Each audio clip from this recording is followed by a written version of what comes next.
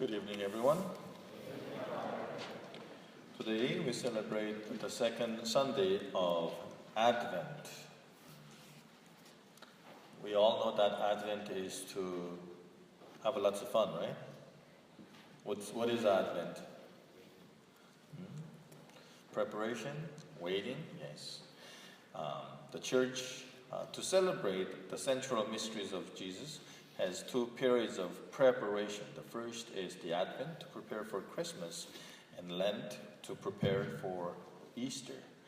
Now, what is Christmas? We're going to think about this for the next couple of weeks before we actually get to Christmas. One of the first things that comes to our mind is God coming to be with us. Emmanuel, God with us. Christmas is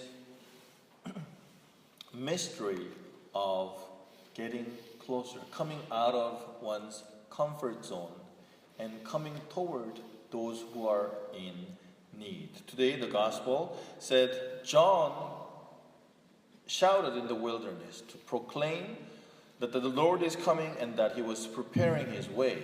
Isaiah said the same thing. We have to prepare our way.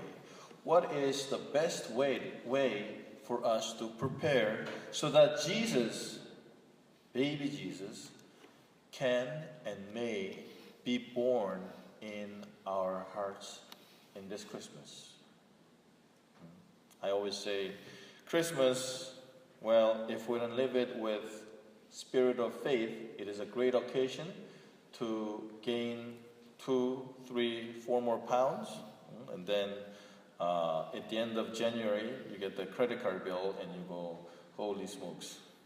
Is this what Christmas is going to be for you, for all of us, or is this Christmas going to leave us a mark?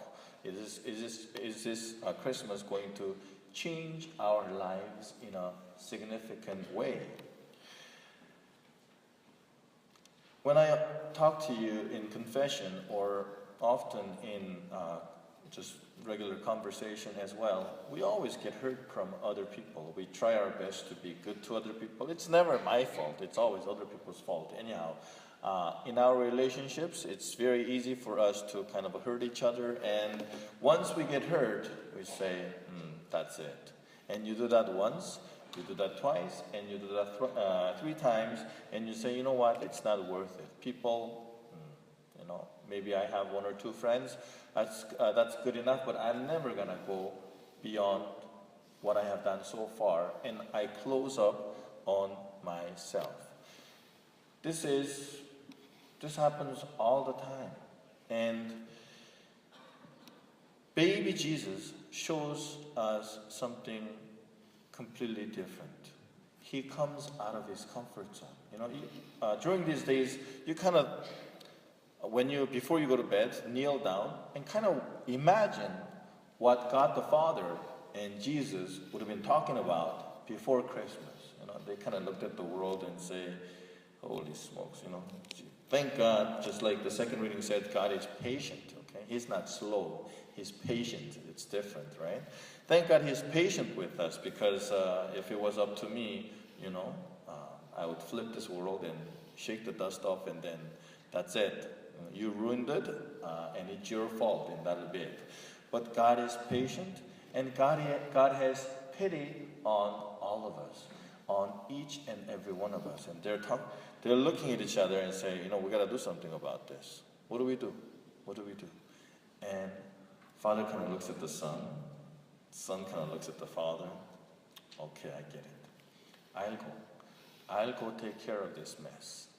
And baby Jesus comes out of his comfort zone to be with us. He opens his life completely. What is a baby? Baby is an open being. He can't do anything by himself. He is open to whatever people may do to him. And in fact, when he came as man, some people tried to kill him right away. And all throughout his life, he He was persecuted. He was misunderstood. He was hated. But he never closed up on himself. He continued, just as he came to open himself up to us in the beginning, he continued to do that all throughout his life. So, mystery of Christmas is mystery of coming closer. 다가가는 신비. Step by step. Jesus became a man so that he can understand us on our own terms. We make our own criteria and we begin to judge other people, but we never have courage to see things from their point of view. And Jesus, to understand us, not as God, but he wanted to understand us as man. That's why he becomes a baby. My dear young people, during this Advent, what are you going to do to prepare the way of the Lord in your heart and in your family and amongst your friends? Think about 1, 2, 3 people, no more, that you're going to work on, that you're going to get closer to. Maybe he is completely closed up. She is absolutely a nutcase. Could be my mom, could be my brother, could be a friend. And he's not expecting me. She's not expecting me. But you say, because Jesus comes to me, I want to go to him, go to her, get closer to her. And I'm going to open up myself so that she or he may be comforted by me. Even if I am rejected, I am not going to let myself down because I'm not accepted with all the love that I present. You know what? If that happens, if you got closer to somebody and that person accepts you, beautiful, excellent, good stuff. But if that person rejects you and you love and you try to love, blessed are you, because this Christmas you know what it meant for Jesus to be born for me.